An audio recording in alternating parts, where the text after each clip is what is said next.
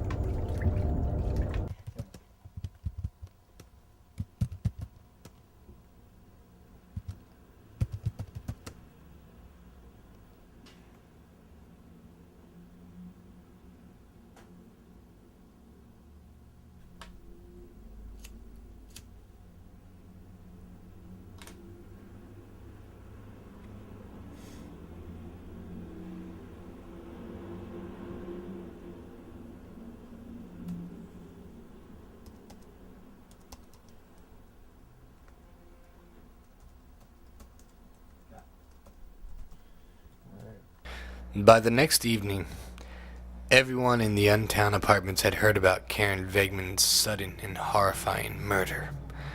The papers said the police had some leads, but nothing definitive as of yet.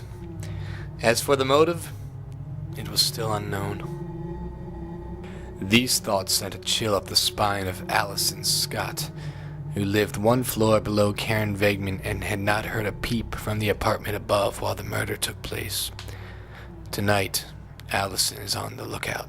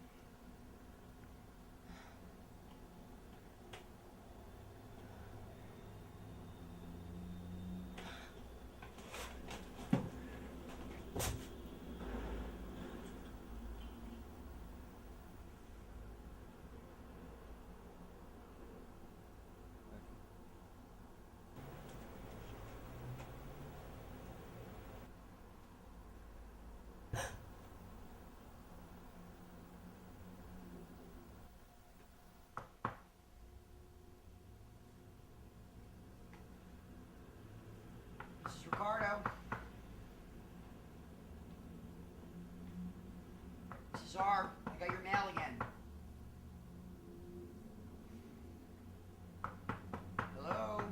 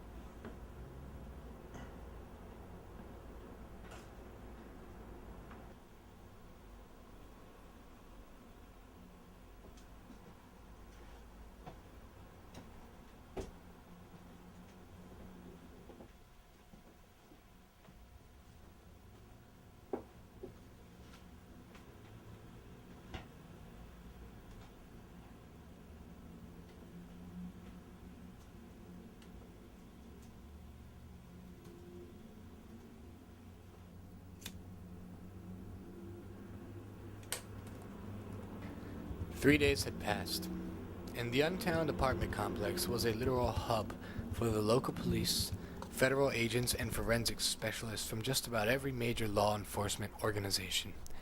Most residents kept to themselves, locked inside their stifling apartments, awaiting a knock on the door telling them that the crime had been solved, the ruthless killer had been apprehended.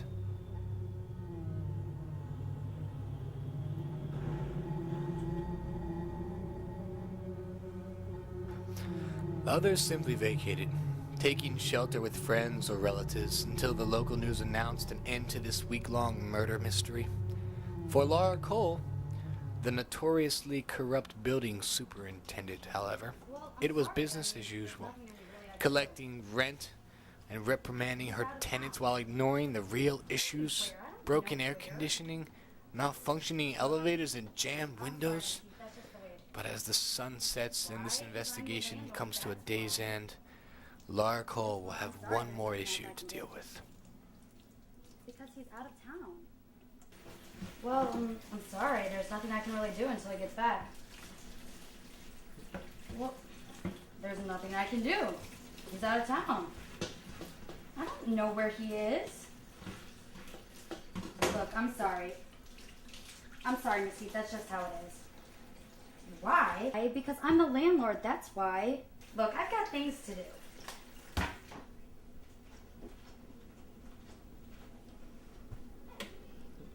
Well, at least I'm nice and cool, you fucking bitch.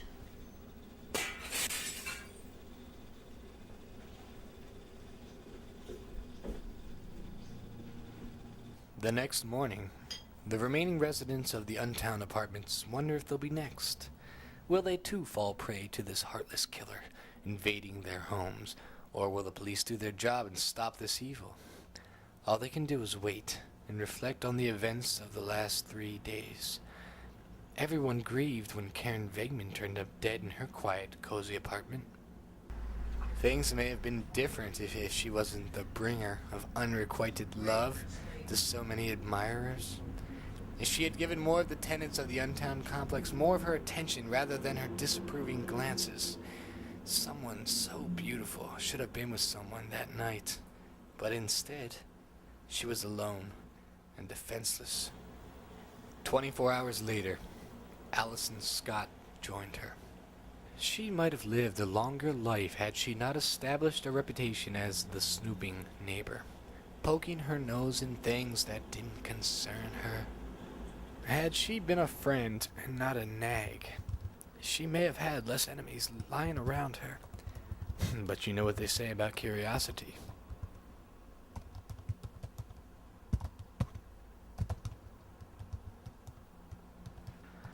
As for Laura, there's not much to say.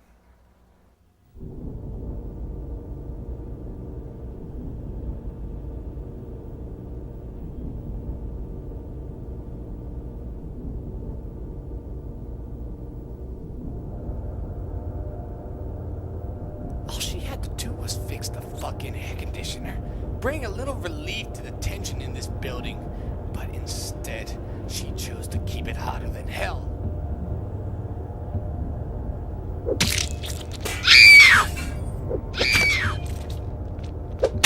So in the end, she went to hell.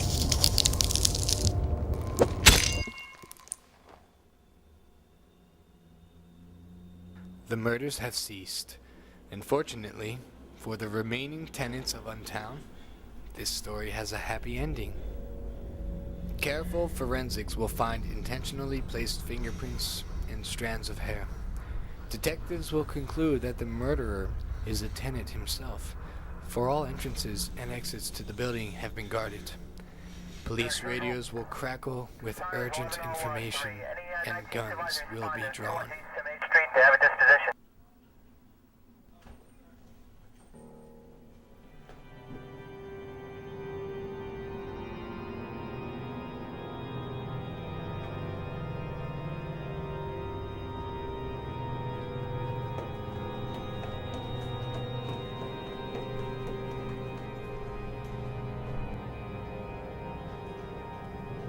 The killer will be found, and with him, his startling confessions in great and meticulous detail. Or, as I like to call it, a wonderful piece of literature.